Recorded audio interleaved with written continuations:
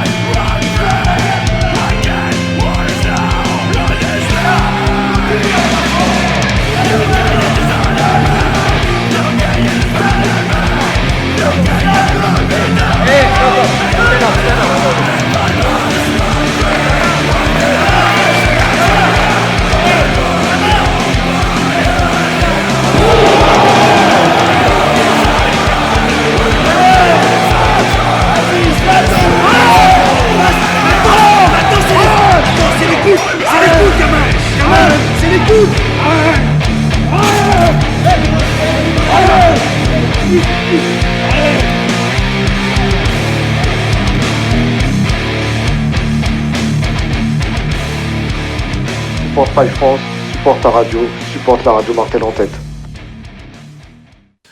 Ok, salut gamin, merci d'avoir accepté l'interview pour la radio. Est-ce que dans un premier temps tu pourrais te présenter pour les gens qui déjà te connaîtraient pas, dont moi d'ailleurs, je pense qu'on s'est vu qu'une seule fois il me semble que c'était au White Rex à Lyon. Donc est-ce que tu pourrais te présenter? Salut, écoute, pas de soucis pour l'interview, c'est un honneur d'y répondre. Alors je me présente, je suis Gamin de Lille et je suis le responsable de la marque Pride France. Justement, tant que tu parles de ça, tu me parles de Pride France, mais est-ce que tu pourrais développer un petit peu pour présenter à ceux qui ne connaîtraient pas Pride France justement? Alors Pride France est né en 2013, donc le prénom Pride vient en fait, à l'époque on avait une boutique qui s'appelait Pride et c'était un peu notre fief, donc on se regroupait tous là-bas, on se rencardait là-bas toutes les semaines, quasiment même tous les jours, et en fait j'ai voulu rendre hommage à la boutique, d'où le prénom Pride France. Et aussi par rapport où à l'époque, il y avait, avant que l'UFC existe, il y avait le Pride, et en fait ça a fait tout un ensemble. Le Pride c'est venu par rapport, White Rex m'a donné beaucoup l'inspiration de faire dans à peu près pareil, donc sport de combat, vêtements, et après je me suis lancé là-dedans. Donc un peu de motivation et j'ai fait ça. Pride France c'est aussi né par rapport à l'époque, il y avait la marque White Rex de Russie qui faisait des sports de combat, nationalistes en Russie. Après ils se sont implantés, ils ont fait un premier événement en Italie avec la Casa Pande. Donc en fait j'ai participé, j'ai fait un combat merdique d'ailleurs. Mais c'était mon premier combat, j'avais jamais combattu avant. Et c'est là où je me suis rendu compte que en fait, je pense que c'est vraiment important pour tout le monde de combattre, au moins d'avoir quelques notions. Puis après, ça m'a permis, c'est ce qui m'a motivé aussi à vouloir créer ma marque de vêtements, à vouloir faire des événements sportifs pour que les gens se reconnaissent dans ma marque et se motivent aussi à pratiquer du sport de combat. Donc voilà, d'où est née la marque Pride France. Et si les gens sont intéressés, où est-ce qu'ils peuvent se rendre pour acheter tes productions? Oui, tu peux trouver nos articles de vêtements sur le site internet www.2yt4u.com. Donc on vend tout, que ce soit des gants de boxe, des leggings, des rash guards, des shorts. Après on vend aussi des vêtements casu, quoi. Donc vous pouvez tout trouver nos articles sur le site internet. Ok, donc justement on te voit par rapport à cette image-là, mais est-ce que tu pourrais faire un petit peu un historique de ton passé pour raconter un petit peu ce que tu as vécu pour être ce que tu es aujourd'hui maintenant? Écoute, je pense que comme pour la plupart d'entre nous, ma génération, je dirais, c'est que j'ai commencé à être skin quand j'avais 16-17 ans. Puis après, j'ai traîné dans le milieu du football. Et après, pour ce qui s'est passé jusqu'à maintenant, il y a une évolution qui est montée d'un coup par rapport au sport de combat, dont White Rex. qui m'a donné la motivation de faire ça en France. D'accord, mais juste avant d'aller un peu trop loin, justement, je pense que ce surnom de gamin vient de cette époque. Enfin, je veux dire, des premières époques où tu étais. Ah oui, c'est parce que j'étais plus jeune à l'époque. À l'époque, j'étais avec des gens, enfin avec des plus vieux. Et les mecs m'ont surnommé gamin parce que j'étais plus jeune, tout simplement. Oh, ok, d'accord. Et pourquoi du coup cette volonté d'être hooligan à l'époque qu'est-ce qui t'a poussé à faire ça? Bah, tu sais, après, la plupart des skins à l'époque, ils étaient hooligans. Donc, tu sais, après, Ouais. on a atterri là-dedans, quoi, tu sais. Donc, voilà, tout simplement. Bon, ben écoute, t'as un peu abordé ce sujet-là, mais c'est justement ce que j'allais te demander. Est-ce que tu peux nous préparer, du coup, tu peux nous présenter, pardon, le King of the Street? Alors, King of the Street, ça va être simple, en fait. J'ai vu ça via Internet, on m'en avait parlé. Je n'étais pas intéressé, puisque, voilà, tu sais, c'était pas intéressant. Enfin, ça m'a pas paru sans plus, tu vois. Puisque moi, je combattais souvent, je combat d'ailleurs toujours, et pour moi, ma priorité, c'est de combattre dans des événements nationalistes. Pourquoi? Parce que je veux prouver, que ça soit par moi, même d'autres combattants, je veux dire, il y a d'autres personnes aussi qui combattent, que on peut tous aller dans un ring, tous aller dans une cage et combattre. Et ça, pour moi, ce qui était plus important, c'était de montrer aux autres que si moi je peux le faire, vous pouvez le faire aussi.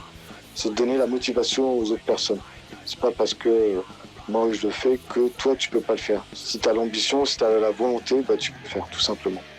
Donc après, dans King of the Street, on m'en a parlé. Puis je me suis renseigné, je me suis dit, bon bah tiens, c'est pas mal. Pourquoi pas? Pourquoi pas? Apparemment, il y a tout, c'est multiculturaliste, tu sais. Ouais. J'avais vu qu'il y avait des antifas. C'est ce qui m'a encore plus motivé. Je me suis dit, bah voilà, il y a des antifas, bah moi je vais y aller. Parce que je suis un branleur et je me suis dit, bon bah voilà, on peut. Faut montrer que où eux ils seront, nous on sera là aussi. Et après, j'y suis allé pour ça et voilà. Justement, tu t'encourages entre guillemets les gens également à y participer. Donc toi, comment tu as fait pour y participer? Est-ce que c'est quelque chose plutôt de secret ou via réseautage ou autre? Non, c'est pas secret. À partir du moment où tu t'affiches sur Internet librement, c'est pas du tout secret. Donc après, tu écris aux organisateurs qui eux te contactent et te donnent les infos et voilà quoi, tout simplement. Mais j'encourage les gens à participer au KOTS ou à d'autres événements nationalistes. Okay. Je leur dis, faites attention parce qu'il faut quand même avoir un certain ego. Faut pas oublier que le KOTS, ça reste de la fight ultra violente. Je veux dire, c'est très très violent. Moi, le deuxième combat, j'ai perdu par KO parce que le mec il m'a claqué la gueule contre le bitume. Donc voilà. Mais comme je dis à tout le monde, si tu veux participer au KOTS, il n'y a pas de règle. Donc la personne elle te tabasse dans la rue comme elle te tabasse au KOTS. Il n'y a aucune règle. Donc c'est pour ça qu'il faut quand même bien s'entraîner, bien se préparer physiquement. Et surtout que maintenant au KOTS, le level il est vraiment élevé. Donc tu as des professionnels, les trois quarts qui combattent là-dedans, c'est des professionnels. Et on sait aussi les risques qu'on prend. Je veux dire, on n'y va pas là-bas en disant bon bah voilà, merde, je me suis pris un KO parce que je me suis fait éclater la gueule au sol à coups de pompe ou parce que ma tête elle a éclaté à terre. On sait les risques qu'on prend. Totalement. Ensuite, à titre indicatif, tu peux quand même dire que c'est au-dessus du MMA du coup, largement. Non, c'est pas pareil puisque il y a le MMA par exemple, tu peux pas shooter la personne, tu peux pas lui mettre tes pénaltys dans la gueule, tu vois. Ça reste, c'est du underground, donc ça reste très, on va dire, c'est un peu caché parce que c'est très violent. Le MMA, tu peux pas te permettre, si le mec est à terre, tu peux pas te permettre de mettre des pénaltys, de mettre des coups derrière la nuque. C'est très réglementé, tu vois. Le KOTS, c'est de la bagarre de rue, tout simplement. C'est de la bagarre de rue ultra violente. Donc du coup, tu abordes un petit peu ce sujet, mais est-ce qu'il y a des règles précises au niveau du King of the Street? Comme tous les combattants, si la personne en face de toi, de toute façon, ça reste des professionnels ou des semi-pros ou des amateurs, mais donc les gens, ils font quand même, ils ont un certain esprit du sport de combat. Donc forcément, si en face, la personne, tu vas pas lui mettre les doigts dans les yeux ou des coups de pied dans les burnes. Parce que voilà, on fait du sport de combat et parce qu'il y a ça aussi. D'accord, très bien. Est-ce que tu pourrais nous parler un petit peu des combattants que tu as pu voir ou avec lesquels tu as pu t'entretenir? Est-ce que tu as des liens justement? Parce que je pense qu'il y en a un d'ailleurs, il s'appelle French Viking ou quelque chose comme ça. Oui, bah en fait, la première fois que j'étais, j'étais comme ça, tu sais, avec quelques amis. Et en fait, on a vu un mec débarquer. Salut, je m'appelle Valentin. Nous, on était restés sur la réserve parce que on s'est dit, tu sais, les gens qui combattent là-dedans, c'est des hooligans, des FAF ou des antifas ou des gens politiques qui n'ont rien à voir. Et on voit un Français, on débarque de nulle part. Donc du coup, on a parlé avec. On ne connaissait pas. Donc on s'est vu que 2-3 fois, tu sais, c'est une connaissance. Ouais. Donc voilà quoi. Après là-bas, c'est beaucoup multiculturalisme, comme on peut le voir. Tu sais, il y a de tout. Ouais. Il y a des Arabes, il y a des Noirs, il y a des Juifs, il y a des Antifas, il y a du FAF. Donc voilà quoi. Donc, après, faut pas oublier, c'est que là-bas, ça reste un endroit qui est très fermé et même si les gens ils savent ce qu'on est, parce que moi je me cache pas par rapport à mes tatouages, comme tu as pu voir dans certaines vidéos, on voit clairement mes opinions, mes tatouages, voilà. Mais ça reste, voilà, on est dans le respect. On reste dans le respect, c'est très fermé et de toute façon, s'il y en a qui fait le sgeg, il y a une sécurité qui est là et voilà quoi. Et voilà. Et est-ce qu'il prévoit des championnats ou bien des coupes? Je sais pas. Je fais pas partie de l'organisation, donc je peux pas dire. Alors, on va passer un petit peu plus enfin, on va se reconcentrer un petit peu sur toi. Est-ce que tu peux présenter, par exemple, quelqu'un qui aimerait avoir le minimum syndical? Est-ce que tu pourrais présenter un peu ta préparation physique ou mentale? Qu'est-ce que tu fais pour te préparer, par exemple, à un combat ou à... Alors, ce qu'il faut savoir, c'est que la première chose, la plus importante, c'est pas la fight, mais c'est la motivation. Parce que se motiver tous les jours ou 3, 4 fois, 5 fois par semaine, c'est une chose. Parce que tu as des blessures, tu as l'alimentation qui suit, et la motivation, c'est la règle d'or. Tout le monde peut combattre, mais si tu n'as pas la motivation, si tu n'as pas l'entraînement qui va avec, tu fais de la merde. Donc si une personne veut se lancer dans un combat, la première des choses à faire, c'est trouver un bon club. Donc tu peux combattre avec tout le monde. Ouais. Moi personnellement, j'ai combattu avec des Arabes, avec des Noirs. Je m'apprends, tu sais, je suis là pour faire mon entraînement. Je suis pas là pour faire de la politique dans l'entraînement. Et de toute façon, les coachs qui étaient là, ils savaient très bien ma politique et les gens ils mettent les points sur les i direct, toi. Donc t'es là pour t'entraîner, t'es pas là pour faire de la politique. De un. Et après, si les gens veulent combattre, tout simplement c'est une préparation physique. Le cardio c'est très important. Et après faut pas lâcher. Il y aura des moments de doute, comme on a dans la vie, mais faut pas lâcher. Comme on dit, no pain, no gain, tu sais. Faut pas lâcher. Quoi qu'il arrive, faut pas lâcher. Et après, il y a les résultats qui vont suivre. C'est comme avec la musculation. Une personne qui fait 50 kilos, si elle fait rien pendant un an, elle va rien prendre. Mais si elle commence à bien s'alimenter, si elle commence à se muscler, aller à la salle de sport 3-4 fois par semaine pendant un an, elle va voir le résultat. Et plus tu vois le résultat, plus tu es motivé. Donc, la rigueur. Voilà, ouais, c'est ça. C'est exactement ça. Et est-ce que du coup, vu que c'est une sphère un petit peu à part dans le monde du sport, est-ce que tu as une personne en particulier avec qui tu fais tes entraînements avant le match ou est-ce que, comme tu as dit, ça se concentrait vraiment sur que des petits clubs officiels? Non, moi je parle pour le MMA parce que je fais du MMA. Ouais. Le MMA c'est mix, c'est mix art martial, pardon. Et en fait, tu peux faire de la boxe et faire des combats de MMA. Mais si la personne en face de toi, elle a déjà des notions de jiu-jitsu, pour t'amener au sol et que toi, t'as rien, forcément, ça sera plus dur. Donc moi, après, je conseille les gens, si une personne a fait 2 ans de boxe, elle peut faire du jiu-jitsu, du nogi, du grappling, etc. Tu vois. Donc, faut un minimum. Pour moi, si quelqu'un veut faire un combat, pour moi, je pense, après, je parle pour mon avis personnel, hein, chacun fait ce qu'il veut. Mais pour moi, si quelqu'un veut vraiment faire un combat, pour commencer, il faut qu'au moins il ait 1 an de pratique de MMA. C'est parce que t'as tout, t'as le sol, t'as le pied, t'as le poing, t'as les soumissions, t'as plein de choses qui est important. Si la personne elle te met elle est dans ta garde et toi t'es dans sa garde, faut savoir sortir de sa garde, faut savoir essayer de faire une soumission. Il y a plein de choses à faire qui sont très faciles une fois que tu as commencé à les apprendre, une fois que tu as les automatismes. C'est comme tout de toute façon.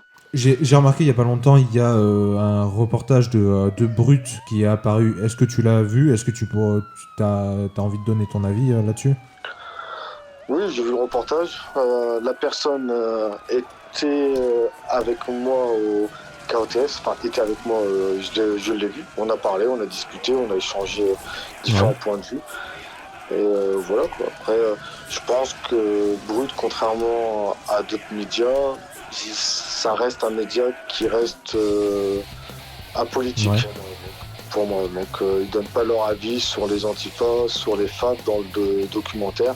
Et d'ailleurs, elle a fait d'autres documentaires, que ce soit sur des tueurs en Colombie ou au Mexique, des trafiquants de drogue, en Irak, etc.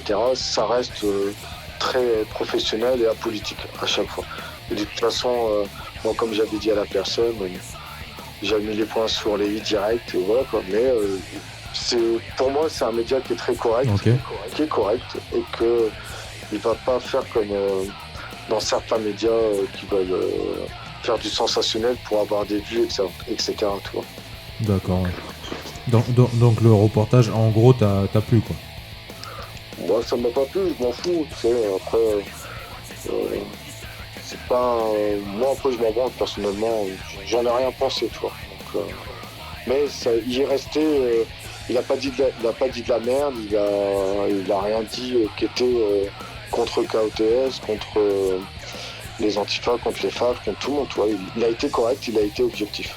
Il a été très objectif. Donc, Bon, on va passer à la dernière partie qui se penchera un petit peu plus vers ton futur. Donc, est-ce que tu pourrais renseigner sur tes futurs matchs? Bah là, ça va faire quelques mois que je suis blessé, donc j'ai repris l'entraînement petit à petit, parce que j'ai un début dernier, donc c'est assez relou. Mais après, mes prochains combats, j'espère combattre prochainement au KOTS. D'ailleurs, j'ai demandé pour combattre avec l'un des mecs du Rayo Vallecano, un antifa, qui fait 10 à 15 kilos de plus que moi. Okay. Donc on m'a demandé pourquoi. C'est aussi pareil, c'est que je montrais, c'est pas parce que la personne fait 10-15 kilos de plus que toi qu'il faut avoir peur. Je suis entre 78 et 82 kilos, la personne fera entre 90 et 95. C'est pour montrer aussi la motivation en disant, tu vois, lui, peut-être que je vais me faire dézinguer, peut-être que je vais le dézinguer, mais je vais y aller. Donc voilà. Et après, il y aura d'autres événements. Qu'il y en a un qui arrivera prochainement, mais après je peux pas en parler tout simplement. Mais le prochain combat, ça sera KOTS et d'autres événements nationalistes où je peux pas en parler bien évidemment pour le moment. J'en parlerai en temps voulu. D'accord, très bien. Et question qui fâche, est-ce que tu vois une bonne partie de ta vie là-dedans du coup?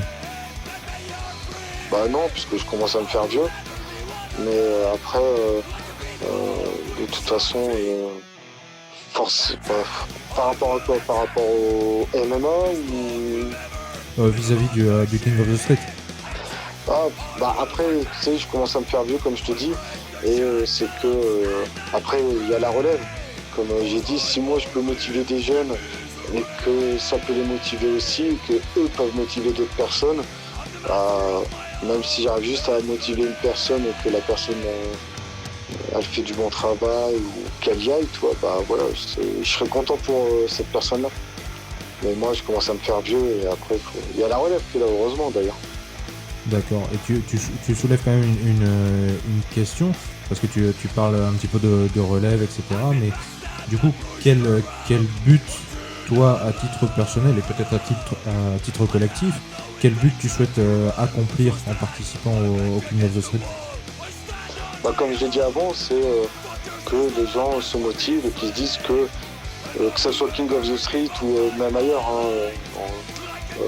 dans un combat de MMA, box style, en anglais ou quoi, le but c'est qu'ils peuvent se dire, bah tu vois, lui il y va, il a des couilles, mais moi je peux y aller aussi. C'est que tout le monde se dise, putain, si lui il peut y aller, pourquoi pas moi. Voilà. Bah tu peux y arriver, chaque personne peut y arriver avec la rigueur, avec de la motivation et avec de l'entraînement, tout simplement. Ok, bah écoute, si tu as un dernier mot à passer pour les auditeurs ou même pour les gens qui te suivent que via le King of Street, c'est maintenant. Bah, je voudrais te remercier pour l'interview, remercier aussi Martel en tête et Radio Martel en tête. Après, remercier tout le monde qui me suit, ceux qui m'aiment ou ceux qui m'aiment pas. Comme on dit, l'important c'est qu'on parle de moi.